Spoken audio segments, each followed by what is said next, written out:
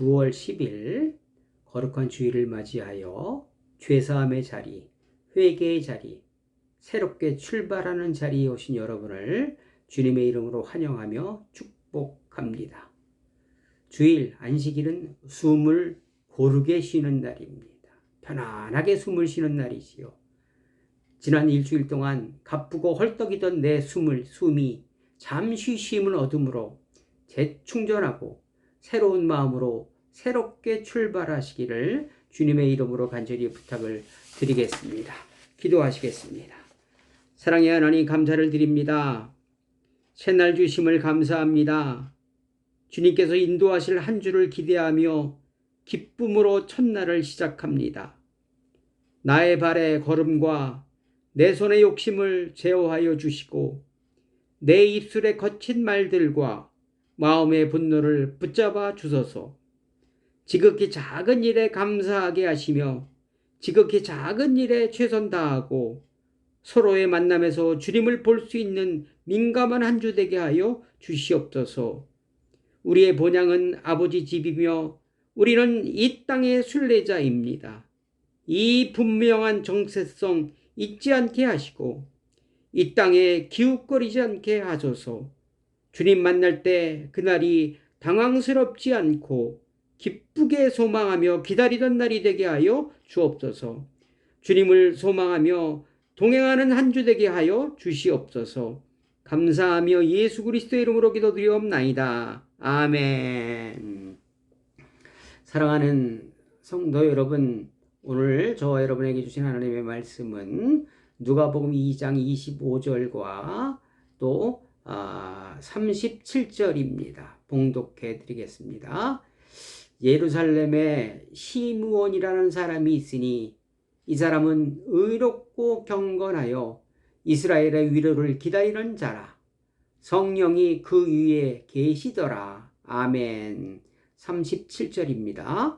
과부가 되고 84세가 되었더라. 이 사람이 성전을 떠나지 아니하고 주야로 금식하며 기도함으로 섬기더니. 아멘. 사랑하는 성도 여러분, 지난 한 주간 어떠한 삶을 살아내셨습니까? 시편 90편 10절, 우리의 연수가 70이요 강건하면 80이라도 그 연수의 자랑은 수고와 슬픔뿐이요 신속히 가니 우리가 날아가나이다. 이렇게 말씀하셨습니다. 요 며칠 사이에 두 분의 천국 입성 예배에 참석하고 왔습니다. 한 분은 63세, 한 분은 76세였습니다. 참 안타까운 입성 예배였습니다. 하루하루를 산다는 것은 주님을 만날 날이 가까우고 있다는 의미일 것입니다. 저와 여러분의 그날은 언제일까요? 아무도 알지 못합니다. 그러기에 준비하셔야 합니다. 이 또한 우리들의 몫입니다. 본문은 그날을 기다리며 살아가신 두 분의 이야기입니다. 시몬 할아버지, 안나 할머니입니다. 두 분의 공통점은 메시아를 기다리며 메시아를 만난 사람들이라는 것입니다. 예루살렘에 시몬이라 하는 사람이 있으니 이 사람은 의롭고 경건하여 이스라엘의 위로를 기다리는 자라. 성령이 그 위에 계시더라. 이렇게 말씀하십니다. 시몬 할아버지는 의롭고 경건한 분이라고 말씀하십니다. 어떤 분들이 의롭고 경건한 분들일까요? 우리가 생각하는, 세상에서 생각하는 의롭고 경건함과 성경에서 말하는 의롭고 경건은 온도 차이가 있습니다. 본문에서 의롭고 경건함은 하루하루 하나님의 말씀대로 살아가려고 몸부림쳤다는 의미입니다. 의롭고 경건함의 기준이 다른 것이 아닌 오직 하나님의 말씀이며 그 말씀대로 살아내려 했다는 것입니다. 안나 할머니 역시 성전을 떠나지 아니하고 주야로 금식하며 기도함으로 섬기더니 어떤 의미일까요? 성전을 떠나지 않았다고 합니다. 이 또한 우리와 온도 차이가 있습니다. 어떤 남편 집사님이 전화가 와서 자기 부인이 매일 교회에 살다시피 하면서 교회 일만 한다고, 당연히 집안일은 소홀히 하게 되어 있다며 말려달라고 얘기했습니다.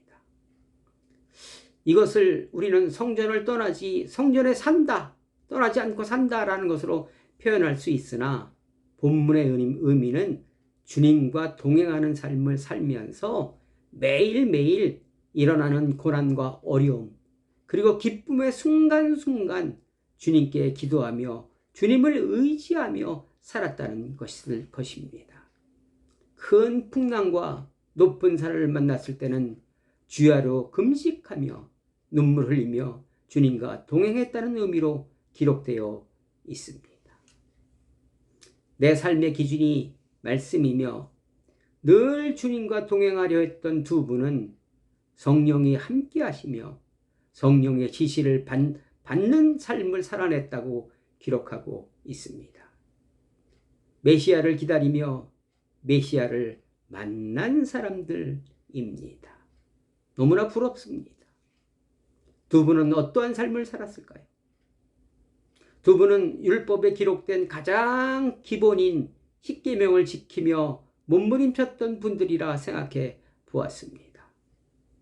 누가복음 16장 10절, 지극히 작은 것에 충성된 자는 큰 것에도 충성되고 지극히 작은 것에 불의한 자는 큰 것에도 불의하니라, 이렇게 말씀하셨습니다. 어떤 적은 것에 충성하였을까요? 제가 생각할 때는 안식일과 부모 공경과 살인하지 말라는 계명에 충실했으며 그 이하의 계명도 충실했을 것입니다. 제8계명이 도둑질하지 말라입니다. 여러분, 도둑질해 본 적이 있으십니까? 저는 있습니다. 아주 어렸을 때 그 헛도기 참 먹고 싶었는데 사달라고 그러니까 엄마가 안 사주더라고요. 그래서 엄마가 이제 양장점을 하고 계셨는데 가게에 나가니까 엄마는 열심히 일하시고 돈을 이 박스에 그냥 그렇게 넣어놓으셨더라고요. 근데 거기 지폐가 그때는 10원짜리가 지폐였습니다. 10원짜리 하나 꺼내도 표가 안 날 것 같아. 그래서 하나를 꺼내서 10원짜리를 꺼내서 헛떡을 사 먹었습니다. 근데 나중에 알고 보니까 어머님이 다 알고 계시더라고요. 참 얼마나 부끄러웠는지. 여러분, 오늘 이 도둑질하지 말라의 대상은 사람을 상대로 한 도둑질을 의미하고 있습니다. 물건 도둑질하는 것을 하는 것으로 정의하지 않고 있다는 것입니다. 어떤 의미일까요? 약자를 대상으로 한 무지막지한 폭력을 이야기하고 있는 것입니다. 그런 것을 하지 말라는 것입니다. 사람을 수단으로 삼는 일체 행위는 도둑질이라는 것을 강력히 말씀하고 있습니다. 잠언 14장 31절에 보니까 가난한 사람을 억압하는 것은 그를 지으신 분을 모욕하는 것이지만 궁핍한 사람에게 은혜를 베푸는 것은 그를 지으신 분을 공경하는 것이라. 하나님을 모욕하는 것과 하나님을 공경하는 그 범위를 정확히 얘기하고 있습니다. 하나님이 지으신 모든 것, 가난한 자, 궁핍한 자, 약한 자 돌보는 것이 하나님을 공경하는 것이고, 그 반대가 하나님을 모욕하는 것이라고 얘기하고 있습니다. 여러분, 나 도둑질 안 했어, 이렇게 얘기하실 분들 있죠. 근데 여러분, 이 변형된 이 도둑질의 개념을 좀 더 확장시켜 보면 속임수, 저울을 속이는 거, 또 바가지 씌우는 거, 품삯을 미루는 일, 흘려보내야 할 것을 내가 차지하고 흘리지 않고 있는 일, 돈이 조금 있다고 갑질하는 일. 우리 시대의 도둑질은 과연 그러면 어떻게 대변할까요? 환경을 보존하지 않는 것입니다. 미래 세대가 누려야 할 자원까지 앞당겨 소비하는 행위를 하나님께서는 도둑질로 의미하고 있다는 것입니다. 환경 파괴 의미하고 있습니다. 나 좋을 대로 욕망 충족에 이끌려 바알과 아세라를 따르는 사람들이 많아지고 있고, 그런 사람들이 지속적으로 나오고 있습니다. 그들은 많이 가진 것, 풍요는 곧 행복이라는 거짓 신화에 속아서 우상을 섬기며 살아가고 있는 것입니다. 그런데 여러분, 풍요를 통해 얻는 행복에는 이웃이 존재하지 않습니다. 하나님이 우리에게 주신 세계, 나를 위해서 닥달하고 있지는 않은지, 나를 위해서 살림을 훼손하고 있지는 않은지, 그로 인해서 동물들이 멸종하고 있지는 않은지, 그리고 아름다운 바다, 아름다운 공기 물려주어야 하는데 정말로 걱정입니다. 자신의 이익을 위하여 오염물질과 쓰레기를 마구 바다에 버리고 있습니다. 산에 버리고 있습니다. 땅에 묻고 있습니다. 하나님께서 만드신 창조 질서가 오염되고 있습니다. 묻을 당시는 이익이 생기니 적은 비용으로 처리할 수 있으니 괜찮다고 하나 후손들은 어떻게 합니까? 버리는 자나 방관하는 자나 똑같이 도둑질하고 있는 것입니다. 상호 부조 체계가 무너진 사회일수록 도둑질이 성행하고 있습니다. 그리고 거짓 증언하지 말라. 고대 사회는 어떠한 방법이 없으니까 두세 사람의 증언으로 결정을 합니다. 성경에서 가장 대표적 기록이 아합과 나봇 포도원 사건이지요. 자신의 욕망을 채우기 위해서 거짓 증언자를 매수하여 나봇을 돌로 쳐 죽인 사건입니다. 거짓 증언은 생명에 관한 것입니다. 이 작은 거짓으로, 별 상관하지 않고 욕심에 이끌린 거짓으로 당장 포도원은 얻을 수 있었으나 결국 그의 왕조가 멸망하는 단초가 되었던 것입니다. 자신의 이익 앞에 흔들리는 것이 인지상정이지요. 한마디만 해주면, 눈 한번 감으면 나에게 이익이 배당이 돌아오는데 그것 하기가, 아니다라고 하기가 힘듭니다. 눈 감는 사람이 많을수록 사회는 힘들어집니다. 또한 말로 상처 줄 때가 가장 많이 있습니다. 채찍에 맞은 상처는 피부에 남지만 혀에 맞은 상처는 골수에 남는다고 하지 않습니까? 어떻게 해야 할까요? 공동체를 회복해야 합니다. 공동체는 내가 어려울 때 나를 도와줄 거야 라는 믿음을 회복시켜야 한다는 것입니다. 공동체, 영어로 커뮤니티. 어떤 의미입니까? 서로가 선물이 되는 모임입니다. 그러나 돈이 주인이 되면, 내가 주인이 되면 이웃의 것을 빼앗을 수밖에 없습니다. 이웃은 주려고 하지 않지요. 여기서 충돌이 일어납니다. 도둑질이 충동이 일어나게 합니다.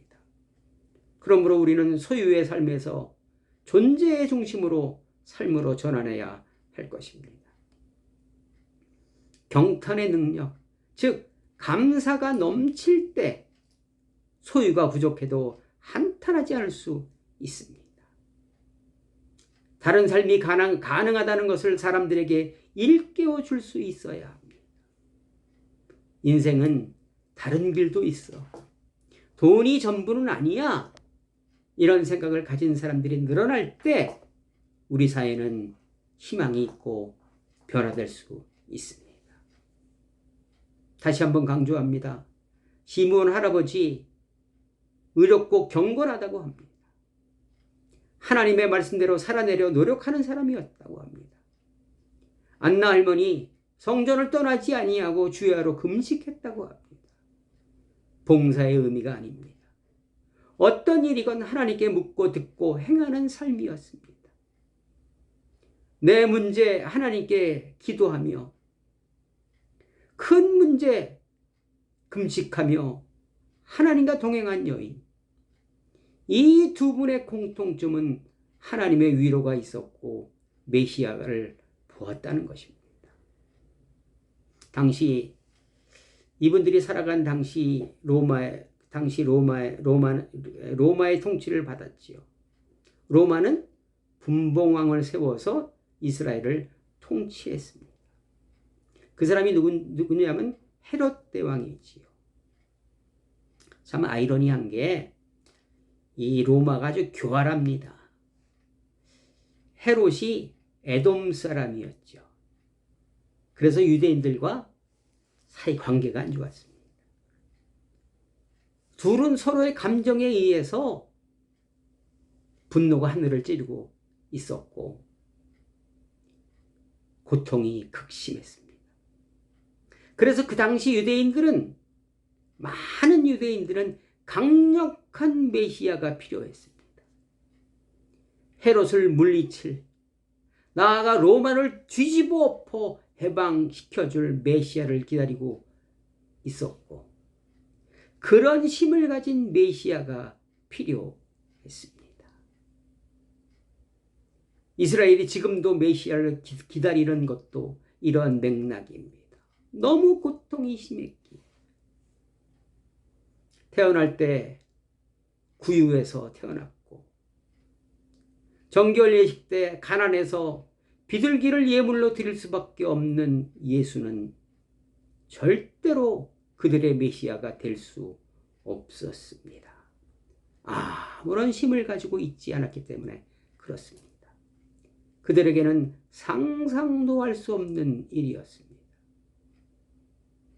우리는 하나님을 믿으면서 어떤 메시아, 어떤 하나님을 기다리며 원하고 계십니까? 나를 이끌어줄 강력한 힘과 나를 부유하게 만들 능력과 원수들을 많은 사람들 앞에서 시원하게 쳐부술 메시아가 필요한 것은 아닌지 생각해 보셔야 할 것입니다. 그런 하나님을 고대하며 기대하며 신앙생활을 한다면 유대인들과 무엇이 다르겠습니까? 당시 성전에 많은 사람들이 모였을 것입니다. 주일에 우리나라에서 전 세계에서 예배드리는 숫자는 얼마이겠습니까? 굉장히 많을 것입니다. 그 중에 진정 메시아를 만난 사람들은, 그런 메시아를 기다리는 사람들은 몇 사람이나 될까요? 시므온과 안나 할머니 같이 평생을 말씀과 동행으로 살아가면서 조용히 그분의 뜻을 기다리는 사람들만이 메시아를 만날 수 있을 것입니다. 사랑하는 성도 여러분, 당시 로마는 극심한 혼란과 불안으로 나날을 보내고 있었습니다. 그런데 시므온과 안나 할머니는 그런 상황에서 어떻게 메시아를 볼 수 있었을까요? 그들의 삶은 어떠했나? 며칠 동안 고민이 많았습니다.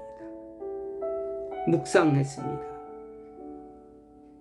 영적인 것은 영적인 것으로 풀리는 것입니다. 가정예배 시간 찬송가 441장 2절에서 말씀의 선이 내 뜻 버리고 감정을 버리고 말씀의 선이 불완전한 믿음 완전해지고 내가 이제부터 주만 붙드네. 이 가사가 제 뇌리를 탁 스쳤습니다. 또한 348장 어려운 일을 당할 때 족한 은혜 주시네. 이러한 것이 하나님을 기준으로 살아갈 때 시몬과 안나 할머니가 받은 은혜가 아니겠습니까? 그들이 얼마나 어려움이 많이 있었겠습니까? 그러나 말씀의 선이 불완전한 믿음이 온전해지고 또 상황이 어려울 때마다 어려운 일 당할 때마다 족한 은혜 주셨기에 메시아를 기다리는 메시아를 만나는 삶을 살아낼 수 있었던 것은 아니겠습니까? 십자가는 세상의 방법을 거스리는 표징이며 흔적입니다. 교회마다 십자가를 세우는 목적은 십자가의 흔적, 교회는 세상과 다르다는 것을 나타내는 것입니다. 많은 사람들이 큰 길로 가는데 거슬러 가야 하니 어려움이 극심했을 것입니다. 말씀에서도 내 뜻 버리고 눈물을 흘리며 씨를 뿌릴 때 그때마다 족한 은혜로 채워주셨기에 고난의 길을 당당히 갈 수 있었고 메시아를 볼 수 있었고 기쁨의 단을 거둘 수 있었던 것은 아닌지 생각해 보았습니다. 뿌리지 않으면 절대로 거둘 수 없는 것입니다. 제 주변에 많은 교회와 목회자들을 봅니다. 말씀 붙들고 눈물로 목회하시는 분들과 그렇지 못한 분들이 계시는데 결과는 역시 말씀이더라고요. 사랑하는 성도 여러분, 여러분은 어떤 메시아를 기다리고 있습니까? 어떤 메시아가 필요하십니까? 나를 높은 곳으로 인도할 능력의 메시아가, 나를 강하게 만들어줄 메시아가 필요하십니까? 여러분은 무엇이 기준이십니까? 말씀입니까? 세상적 풍요로움입니까? 저는 어려운 일 당할 때 족한 은혜 주시는 말씀의 손이 불완전한 믿음 완전케 하신 주만 붙드는 것이 길이요 진리요 생명이라고 생각하고 그 길을 따르렵니다. 몸부림쳐 볼 것입니다. 지극히 작은 것에 충성할 때 큰 것에도 충성할 수 있습니다. 이것은 연습과 훈련이 우리를 그런 길로 인도하며 가능하게 만들어 줍니다. 눈물의 씨앗을 뿌린 후 기쁨의 단을 거두는 복된 삶 선택하시고 살아내시기를 주님의 이름으로 간절히 축원합니다. 디모데후서 1장 12절 그러므로 나는 이런 고난을 당하면서도 부끄러워하지 않습니다. 나는 내가 믿어온 분을 잘 알고 있고 또 내가 맡은 것을 그분이 그날까지 지켜주실 수 있음을 확신합니다. 아멘. 기도하시겠습니다. 사랑의 하나님 감사를 드립니다. 나도 시므온과 안나와 같은 삶 살아내게 하옵소서. 지극히 작은 것부터 훈련하게 하옵소서. 이제는 우리 구주 예수 그리스도의 은혜와 하나님 아버지의 극진하신 사랑과 성령님의 교통하심이 말씀으로 성전을 떠나지 않는 삶을 살아 내기로 도전받는 모든 성도님들 머리 위에 지금부터 영원히 함께하기를 간절히 축원하옵나이다. 아멘. 여러분 감사합니다. 새롭게 한 주가 시작됐지요. 오늘 안식하며 말씀을 기준으로 일주일을 지배하시기를 주님의 이름으로 부탁드립니다. 여러분 사랑합니다. 여러분을 사랑할 수 있어서 감사합니다. 여러분들 제 곁에 있어 주셔서 대단히 감사합니다. 감사합니다. 다음 주에 또 뵙겠습니다. 감사합니다.